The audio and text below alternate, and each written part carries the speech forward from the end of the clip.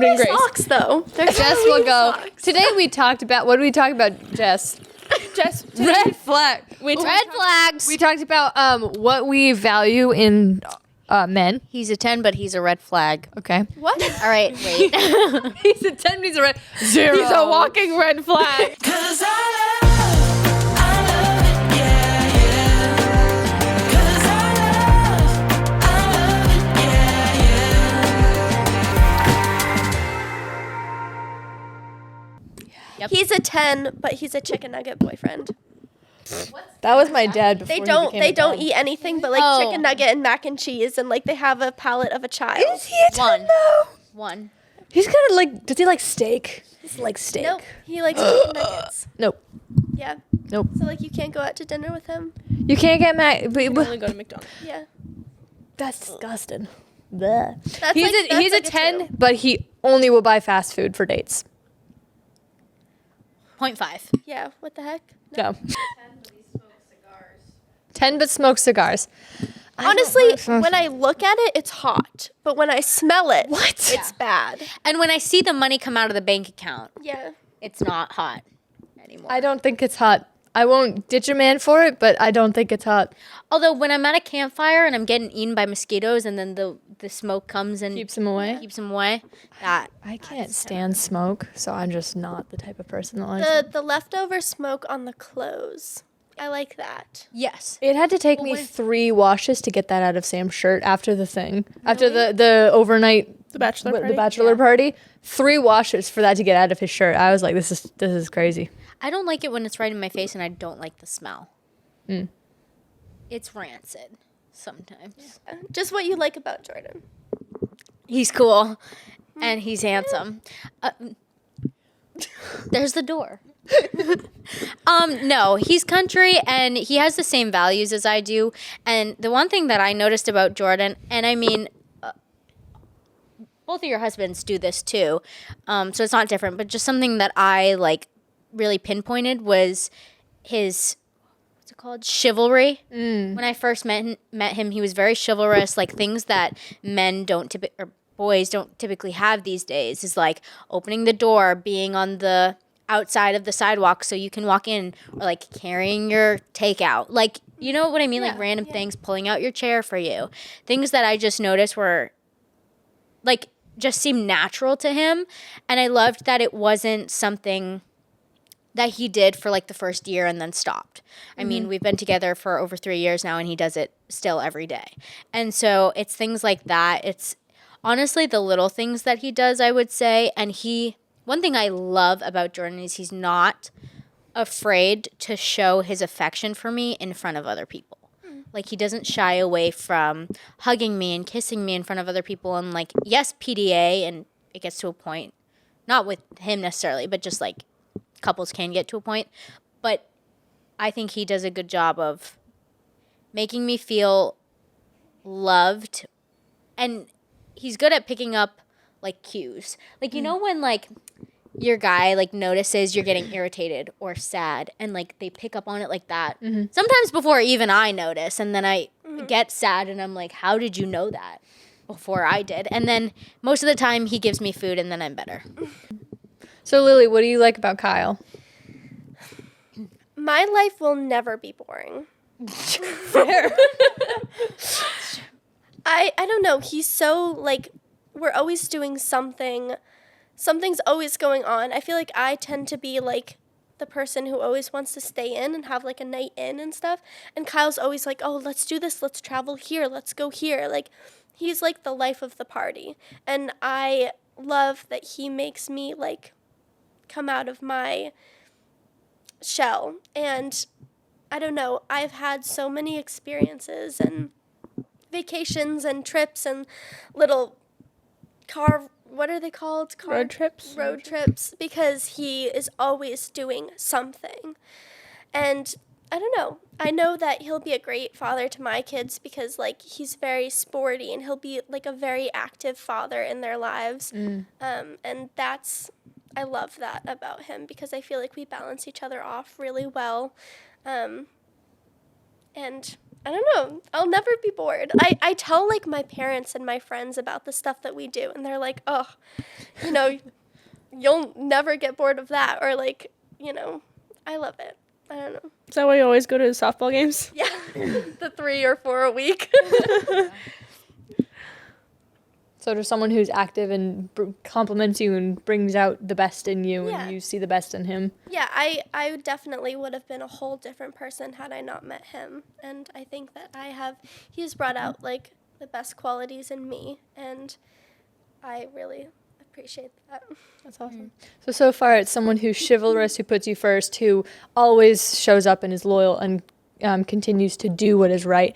And then also someone who brings out the best in you and who shows you fun and just gives you joy all the time. Yeah. What about about you? Sam? Yeah. Oh, what was the question? You're the one who asked. I know. What do you love What do you about like about Sam? Your favorite thing about Sam? Favorite thing? Or favorite things? I think his commitment to loving me even when it's hard, because I have been a mess before. I've been just, like overtired or moody or just, I don't know, marriage stuff brings out the best and the worst in you. It can, at least. And so he's just always been there supporting me and being there with me. And so when I have had a really tough day, he's always there just being like, it's okay, let's work through this, let's talk about it. Like he has also made it so that I've become a lot more vulnerable and open to really process through the emotions that I've had or the past that I've gone through and how it's affecting me now. Like, he is very good about continually showing up and continually helping me through these things. And I love how funny he is. I love how honest and he's deeply truthful. Sometimes he'll be so brutally honest that it hurts, but I love that about him because I know he's never going to be lying to me or softening a blow or something.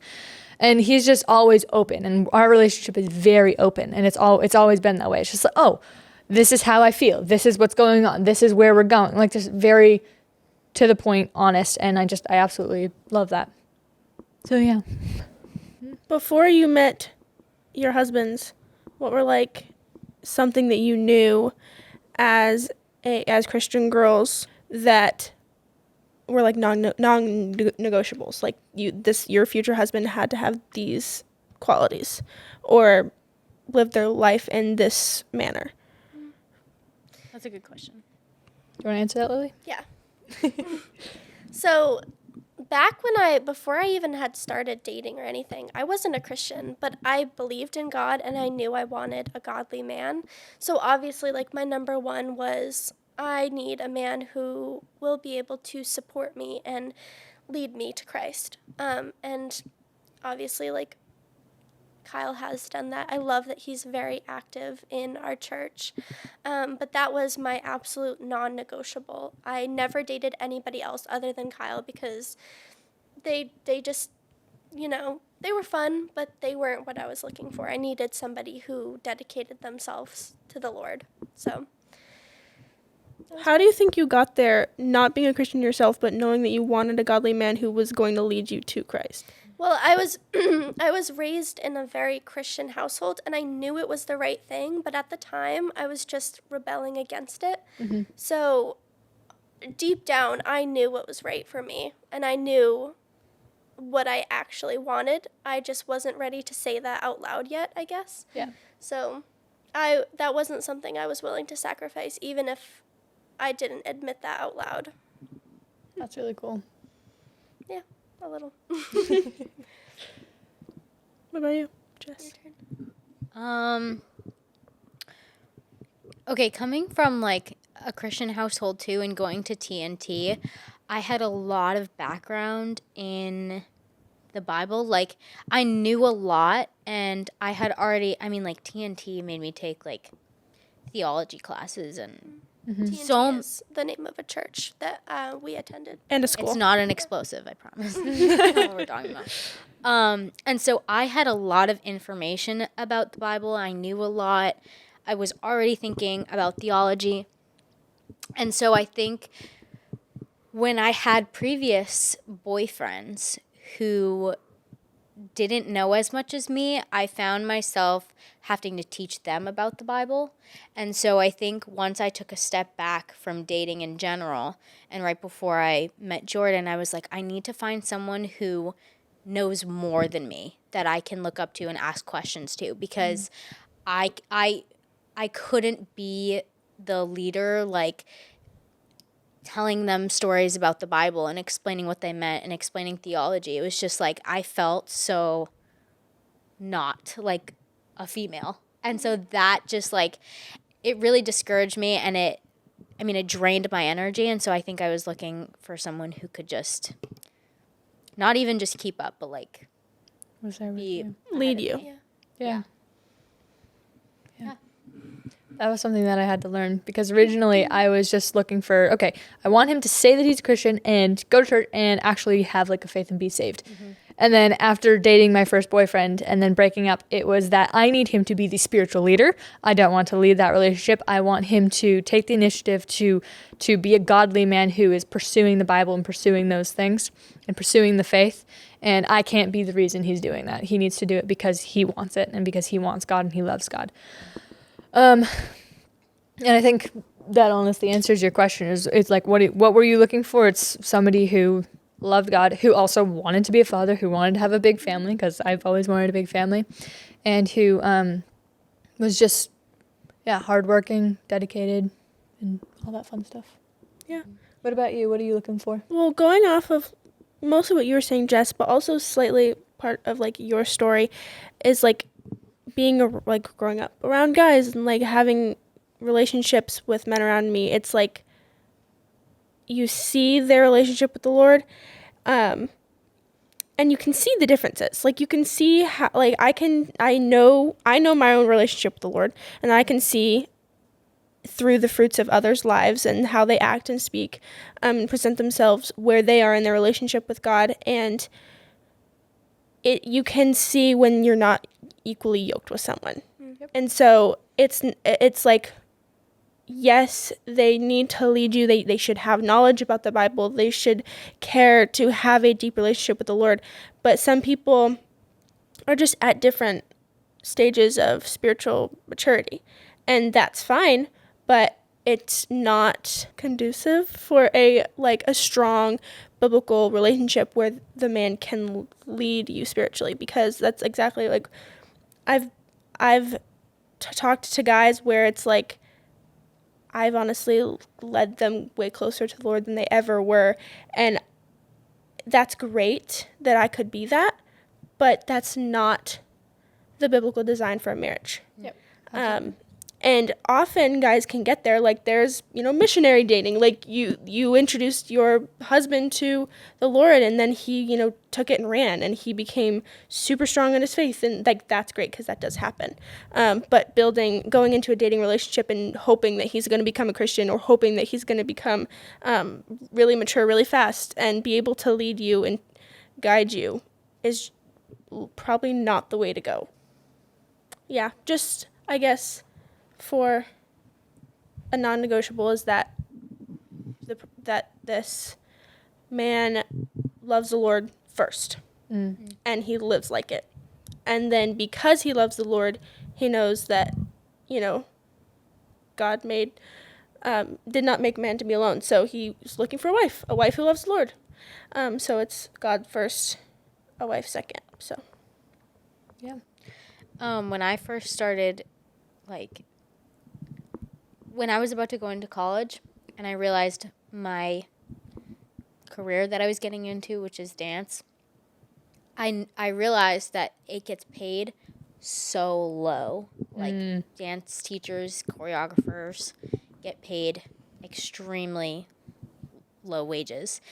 And I kind of realized when I went into it that I was going to need a husband who could, first of all, be okay with that, and second of all, be willing to work hard enough for what I can't do.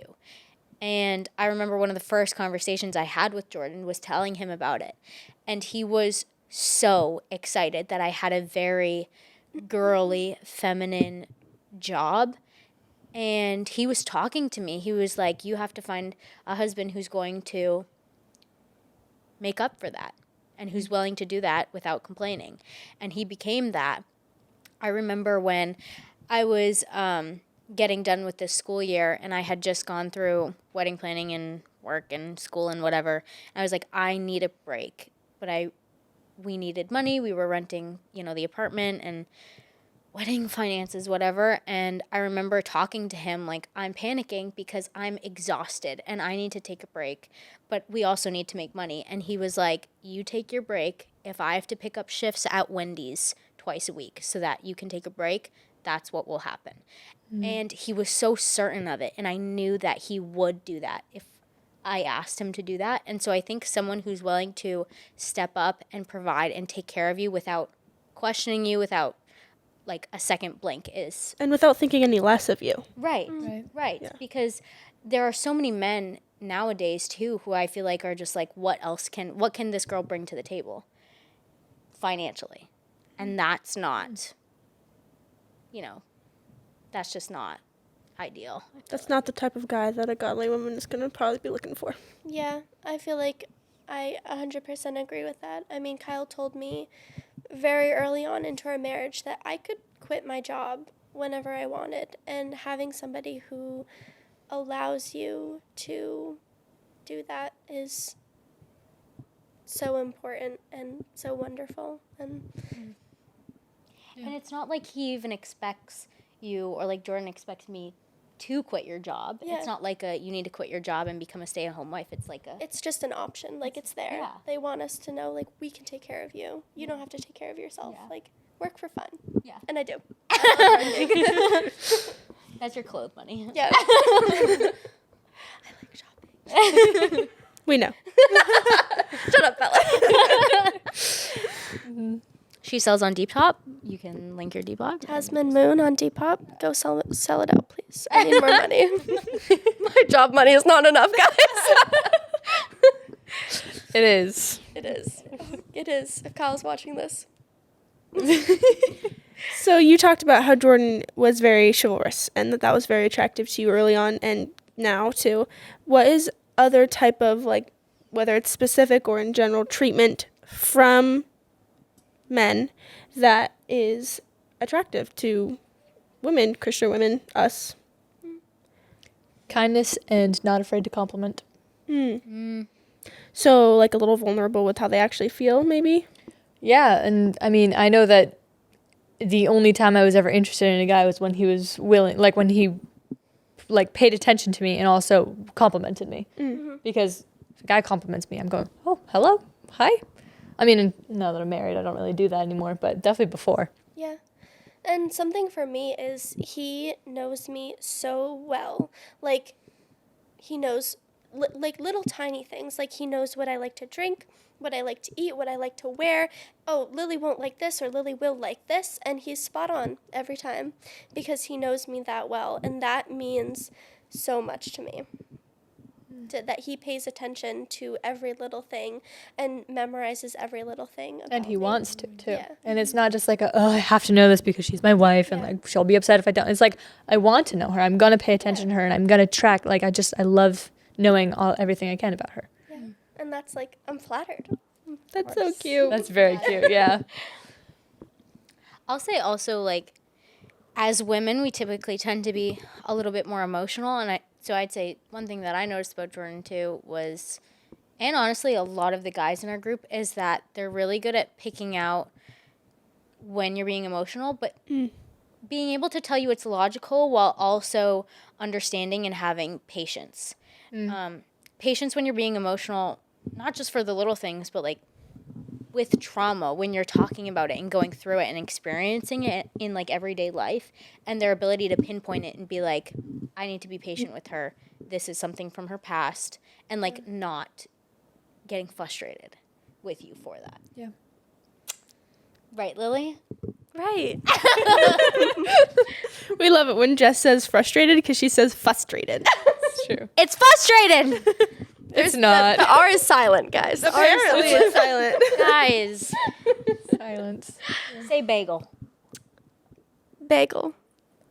Totally normal. She says a slight bagel. Bagel. There's a little twang. Bagel. Bagel. Then also, I was thinking about it. She said something about listening to you while you go through trauma. There was times when I would like say things about my past that like really hurt me and were deep, and Sam would feel them with me. And like if I was crying, he would be like tearing up or also crying or just feeling like just feeling it with me. And I think that that's also a guy who is willing to be in an emotional, vulnerable place with you, but also not make you feel bad for it and not like, take it and go, oh, you're wrong. Here, let me fix it for you. But just willing to just listen and feel it with you and just know what you need. And I don't know, and be with you. I think that's something that's so common for like men. It's not even a bad thing. It's just so different than women is they hear your problems and they just want to fix it. And it's not a bad thing because that's how they are. That's how, even people in general, like if I hear about your guys' problems, I want to help. I want to fix it. Right. But a lot of times it's easier for women to understand, oh, we just need to listen and we need to listen to each other's hearts and talk. And guys just want to help and make you feel better immediately. But I know for Sam, and I don't know really so much about your husband's, but that he's very good at just listening. Like he's worked on listening and hearing you out and just hearing your heart rather than just trying to fix your problems. Yeah. And he'll ask me sometimes, he'll be like I'll tell him something, he'll be like, okay, do you want me to listen or do you want me to try and help you fix it? There have been times where it's like, because we've had to learn this throughout our relationship, but sometimes it'll be like, oh, here's how I can fix it, but I don't want you to fix it. We just gotta talk. Or like he'll be listening and I'll be like, what do you think? Like how can we work through this? But the most effective is when he listens, hears me out, and then when I'm like, okay, can we figure this out and work through it together? And then we come up with a solution together, and it's not just him and it's not just me, but it's us working together to get to the same goal. And I love that. And also if it's also like a smaller problem and it's just like you in your head or you just being silly, but I think talking it out and him just listening, maybe I'm just speaking to my experience, it helps you come to a conclusion because you're talking out loud and you're maybe hearing how silly you really sound or you're hearing how real it is. And so you come to your own conclusions because somebody's there listening and helping you talk through it. That's really great. Let's talk about you don't have to talk specifically about like the specific people in your past relationships, but talk about what you learned from your past relationships that were red flags. Like Looking things you experienced in that relationship and you were like, oh, I don't like that. I'm not going to look for that in a future person.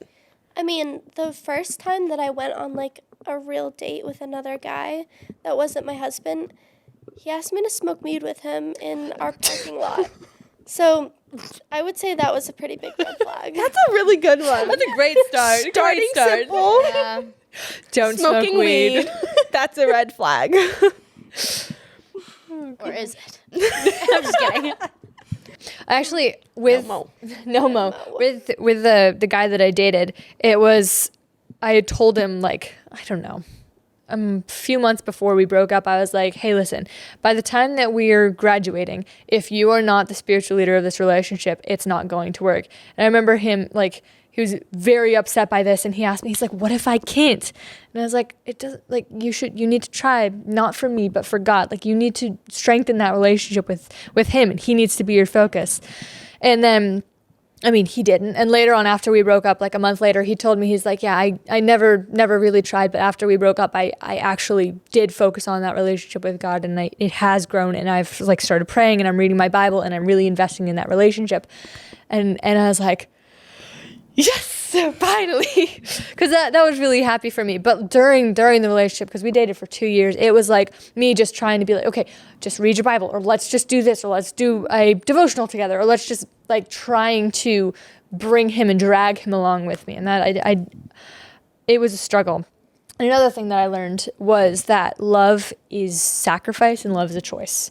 Because there were many times where it was like, it's really hard to love him right now, but I'm going to, because I committed to, like, I mean, I know we were just dating, but it was like, I said I love him, I'm going to stick to it. Like, we got to work through this, we got to make it work. And yeah, also like there's emotional manipulation, and that wasn't great, but. Well, you made a choice to love him, but realized that it's not practical or healthy to choose to love someone who's not truly loving you back. Fair. because what you just said, that love is a sacrifice. And you were willing to sacrifice for him, but he was not willing to sacrifice for you. True. So Yeah. it's a two-way street. Yeah. But I learned a lot. And like when I ended the relationship, I was like, no, everything's great except that he just doesn't have that relationship with God. And then I look back and I go, that was a problem. That was also a problem. What was I doing? Yeah. For 2 years? But it's fine. Because I learned so much. Something that hasn't been said yet is that one of my exes did not like America at all. And that was really hard for me. All of the girls kind of know. I am extremely patriotic, and I literally cry on the 4th of July. It's my second favorite holiday. Like, I will listen to American music and sob because I love this country. She is a lady of liberty. She sent me a Donald Trump edit and cried to it in the car on the way home from a party. All right, stop. It was of him getting shot. Yeah, I'm very patriotic, and so we would get in debates about America, and he hated this place. And I said, okay, then you can leave, and he didn't like that very much. So I'm just kidding, I didn't actually say that, but that was a big divide for me, and I knew after that I needed to find someone who was going to be as patriotic as I am, and Lord knows I did in fact find one. Probably even more. Yeah, we are. All the conspiracies, too. Oh yeah, we're a little crazy together, but also this is what I went through. If you are dating someone who you know is not necessarily good for you, but you're staying with them because you feel like you might be lonely if you don't have them, Or that they'll be lonely and sad and depressed about it. it's Feel trapped. yeah, it's a very hard feeling because I stayed with someone because I was scared of being alone and I wanted to feel loved even if it was the wrong kind of love. But I guess my simple advice would just be to not let that happen and look to God for that because he's going to fill you with the love you need and he's going to show you that you're not alone and he's going to make you feel like you're not alone. And you need to focus on that because if you have that feeling, it's probably not a great sign. Not probably. It's not. At all. Yeah. Don't settle. Don't settle. Do not settle. Number one, don't settle. Elizabeth spoke to the fact that she knew that it wasn't right in the relationship and then afterwards saw how way more, like, wow, that was a red flag, that was a red flag, that was a red flag. But if at all you get the sense that this is an unhealthy relationship, I'm not happy, I don't feel truly loved, this is not real love, it's really hard to be in those situations when you feel stuck because often that kind of relationship comes with a lot of emotional manipulation and it's scary to feel that stuck because if you were to break it off everything would blow up or he would throw a fit or whatever it might be from a small scale thing to like a whole lot of drama. It's not worth keeping yourself in that kind of misery. It's not good for you. It's not good for them either because as much as they're keeping you stuck, you're holding them back from growing up because they won't know what they don't have until they don't have you. Yeah. And then, like she was saying, her ex found a deeper relationship with the Lord after she broke up with him. It forced him to do so. And don't be afraid to pray and say, God, if he's not for me, take him out. He will do it. He will do it. Please pray that prayer. It's important. And like, just can't stress it enough. Do not be afraid to break up or to like not settle because if you just let things keep going, you're just like walking further away from what God's plan is for you. Like I remember being in that relationship, I would put God aside just to be closer to him because he wasn't going closer to God, so I couldn't go closer to God without being like without him. And I was like, I'll deal with God later. Like right now, like we got to fix this or I got to do something for him or it's like me serving him. And it was just kind of putting God to the side. And so after we broke up, it was like, I was on fire for God. It was like I dived into that relationship. I was closer than I'd ever been. It was amazing. But yeah. I never had any previous relationships, like I said, but oftentimes I found myself thinking, yeah, but what if, like, this is the best I can do? Or, like, yeah, I could make it work, though. And no, never. Like, it just will never work out. Like, if it doesn't feel right, it's not right. And so you just have to move on. And, God has a better plan for you in the future. That's we were talking about how it can be scary to be alone. Like you were saying, you were scared to break up because you didn't want to be alone. You wanted to feel that kind of love. But also, as a Christian, like you could be mature in your faith and have a strong relationship with the Lord, and still be scared to be alone. Like, because it's really hard to keep in mind all the time that God has a plan for you. And if the Lord's telling you right now, be single, or no, break up with this person, he's not for you, or whatever it might be, it's so scary, but he has a plan, and he likely has someone waiting for you who wants you to be waiting for them, not settling and wasting your time and your emotion and giving your heart to somebody who does not deserve it. Look for a man of character, a godly man. And also be content with just God. Yeah. When you can be content with just God, anything else is just a plus. Like, Seek first the kingdom of God, and all these things will be added unto you. That's how you do it. true. You just wait and you trust, and that is all you do, because you say God will provide the man if that's his will, and it will come. But you just have to be patient and trust. And let them pursue you. If you're a woman. Let them pursue you. And if you're a man, Pursue them. up and pursue her. Ask her out. Ask her out, please. Buy her some flowers. Too. The girls don't want to. Let the guy do the pursuing. Like if it's all you, it's just then he's it's a not waste of even going to energy. try. But a man who really wants a woman is going to pursue her, is going to try, and is going to like reach out and say, "Hey, you want to go on a date?" or "Hey, let's do this thing," or like, "I want to talk to you." Not just I really hope she texts me and asks me out. And it can be through all different ways. Like, I don't remember how Kyle went about it first. We went on date. He asked, like, he didn't officially ask me out, but like there was a really awkward period where like we liked each other a lot at first, and then we kind of like broke off and stayed really good friends for a really long time, and then we always knew there was something between us, right? But we weren't dating, and he hadn't officially asked me out or anything like that. And then one day, like after 2 years of like a lot of stuff, which I won't get into, there's a lot. We finally sat down and we're like, are we ready for a relationship?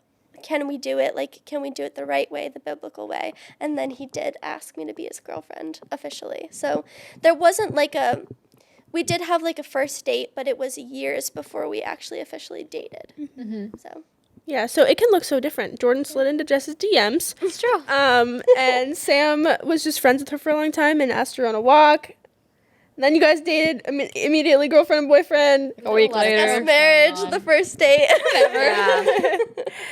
It happens all different ways. It's true. Every man is different. Yeah. Except Okay, for the- I have a question totally off topic. Do we believe in the if he wanted to, he would phrase? Yes. You do? Yeah. Wait, so like if he wants to ask you out, he will type thing? If he wants to do anything, like treat you right, take you out on dinner, take you home to his mom, Yeah. he would. Yes. Yeah. Yeah.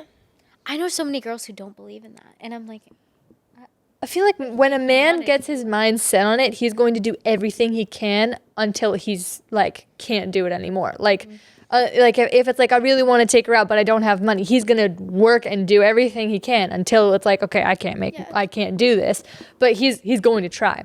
So if he wants to, he will. I think he's going. It's more if he wants to, he will do everything he can to do that thing, whatever it is. A man will. A man will. Yeah. Yeah. A woman in a wig might not.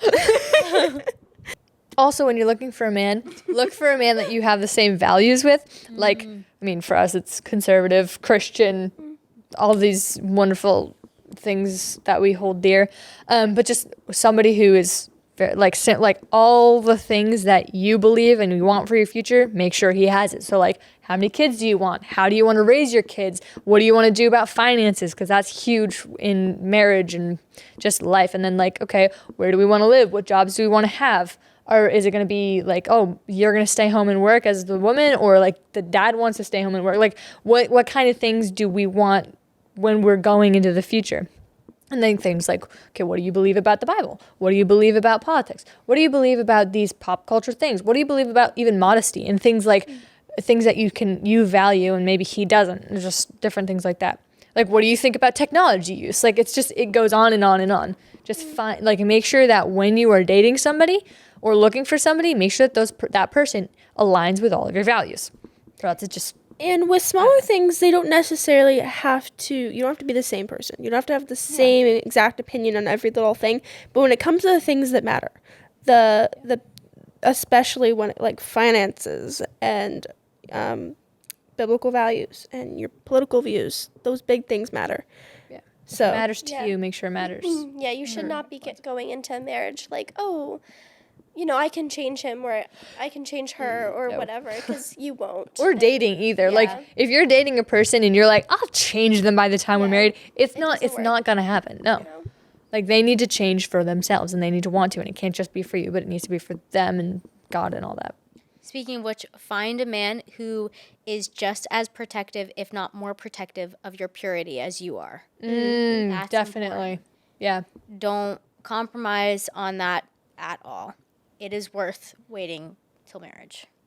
Yeah. It's I had worth to throw waiting that in there. a lot of things to wait till marriage, but yeah.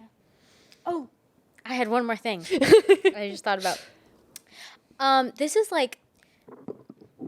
like while you're dating someone. I don't know. I noticed this about Jordan and our entire friend group. Like every guy that I can think of in our friend group could apply to this.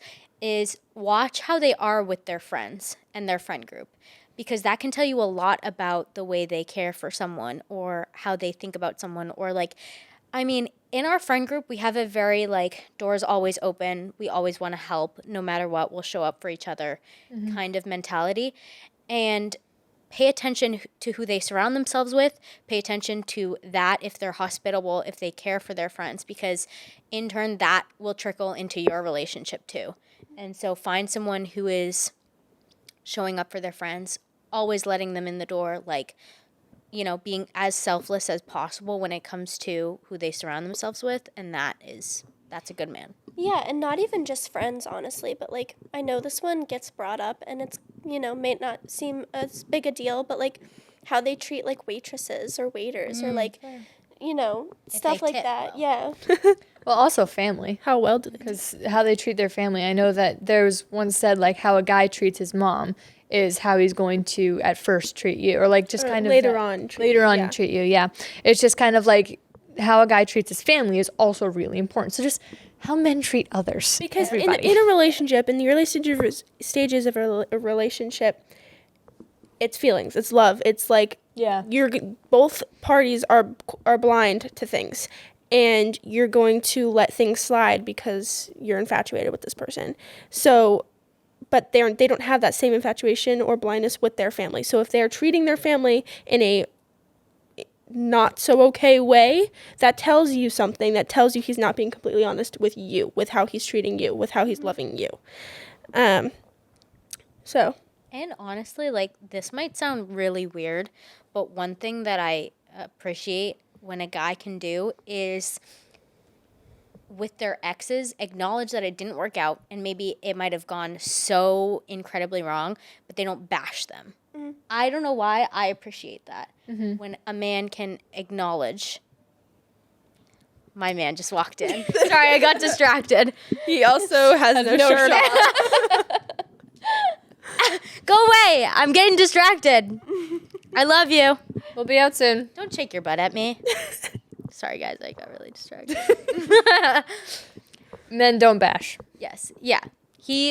Jordan would acknowledge how extremely not right they were together, but never, like, bashed the woman and, like, said mean things about her, which I appreciated. Also, that's similar to the man not being dramatic and like gossipy. Somebody who has a high character and is respectful of people, and is not just necessarily. What? What? Oh, What is he doing? When he Oh my He's flexing his muscles. Guys, I can't stop looking. Help! No, I'm just kidding. Ladies of Liberty. Ladies of Liberty. Like and subscribe. Distracted by men. Wait, what? What were you Amen. even saying? Something about, oh yeah, don't bash other people. Oh, I was just talking about to not like being dramatic, and that just is so unattractive. If a man or a woman is being gossipy and dramatic and talking bad about people and just being over the top, Yeah. like a even tempered kind of man is much more attractive. And you know what? I'm sorry, I didn't mean to interrupt you. Even if, you know, I don't admit this, I want somebody who will call me out when I'm being like that too. That's true. Yeah. You don't yeah, like it, and but it's so- important. Thanks for watching. Bye.